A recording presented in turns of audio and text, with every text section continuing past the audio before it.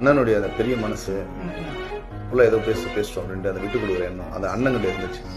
அண்ணன் மட்டும் அது பண்ணக்கூடாது அப்படின்னு சொல்லியிருந்தாங்கன்னா நான் நிறைய படம் நடிச்சிருக்கேன். நிறைய ஹீரோஸ்லாம் வந்து சின்ன சின்ன ஹீரோஸ்லாம் வந்து இதில் கவுண்டர்லாம் போடக்கூடாது, எக்ஸ்ட்ரா கவுண்டர்லாம் டைலாக் போடக்கூடாது, அதெல்லாம் நிறுத்து சொல்லுங்க அப்படின்லாம் கட் பண்ணுவாங்க.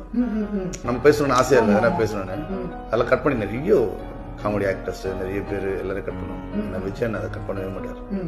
கிரேட் அண்ணன், எதா இருந்தாலும் நிதானமாக பார்க்குறது.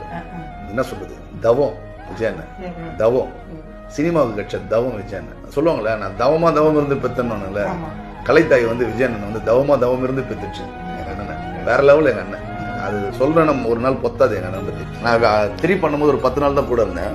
ஒரு 10, 17, 16 நாள் 14 நாள் இருந்தேன். இந்த படம் நான் ஏறக்குறைய ஒரு 60 நாள் அண்ணன் கூட இருந்தேன். ஒவ்வொரு நாளும் எனக்கு சந்தோஷமா இருக்கும். ரொம்ப ஜாலியா போய் கிட்ட போய் பேசுவேன். ஆனா பதட்டமா விடுவேன், பயங்கர கடற்கரை பேசிட்டு போயிட்டு வருவேன். போயிட்டு வந்து அப்படி யோசிப்பேன், அண்ணன் எதாவது பேசணும்னு போன கூட அவ்வளவு சூப்பர். ஆனா